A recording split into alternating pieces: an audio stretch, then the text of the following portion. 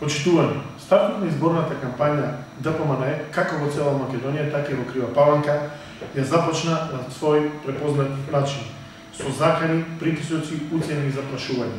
Нервозата и стравот од поразот на 5 јуни се единствените причини зашто се дрзна и посекоја по незаконски средства да вршат тортура врз гласачите. Најпрвен преку аферата списоци, која не ги одмира ниту вработените во јавна администрација во Крива Паланка, потоа преку злоупотреба на учениците од основното и средното училиште со ослободување од часови само со една единствена цел – да ги пополнат празните автобуси на митингот на ДПМНЕ во Охрид. За да на крај денеска сме сведоци на уништувањето на ликот на градот со поставување на партиски знамења на секоја бандера долж главната улица во градот. Со овој чин го покажа својот примитивизам, трагедијата да биде уште поголема.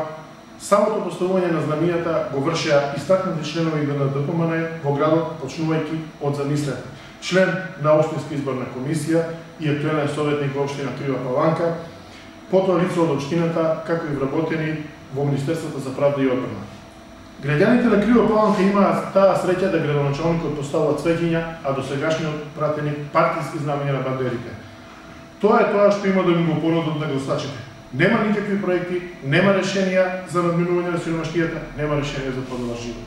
Сакаме да им порачаме дека ако мислат дека со ова ќе влеат страх кај граѓаните, се лажат. Периодот на заплашување помина. Што и да направат, бадијава има. Народот, како никогаш досега, е сплотен, обединет, охрабрен и окоръжен. Впрочем, тоа и се докажа во неделата на 15 март, кога 11 полни автобуси и 50 автомобили се упатија од Крива Паланка кон Скопје на големиот митинг пред владата. Казвам што власта ќе ја добија на 5 јуни е огромна, граѓаните ќе го казнат овој ненароден режим во Крива Паланка, на ВМРО ДПМНЕ ќе му се служи тежок порац. Те благодарам.